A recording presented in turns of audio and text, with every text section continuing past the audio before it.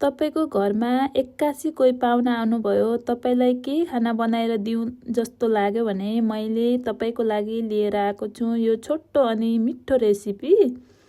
तपाईले घरमा एक्लै भएको बेला पनि यो रेसिपी बनाएर खान सक्नुहुन्छ। यसको लागि मैले लिए 2 वटा बोइल गरेको आलु, आवश्यकता अनुसार गहुँको पिठो तपाई कतिजना हुनुहुन्छ त्यही अनुसार लिनु होला। हामी 2 जना मात्र थियौं, त्यही भएर मैले थोरै लिए।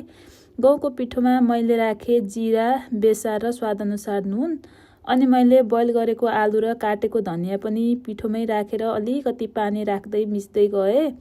यो पिठो चाहिँ धेरै सारो पनि हुनु हुँदैन, धेरै गिलो पनि हुनु हुँदैन। गिलो भयो भनेपछि हामीलाई रोटी बेल्न एकदमै अप्ठ्यारो हुन्छ, त्यही भएर ठिक्कको बनाउनु पर्छ।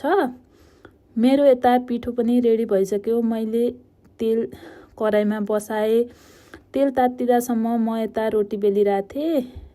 रोटी बेल्न चाहिँ मलाई अलि अप्ठ्यारो भइरहेको थियो, मेरो पिठो चाहिँ गिलो भएको रहेछ, त्यही भएर।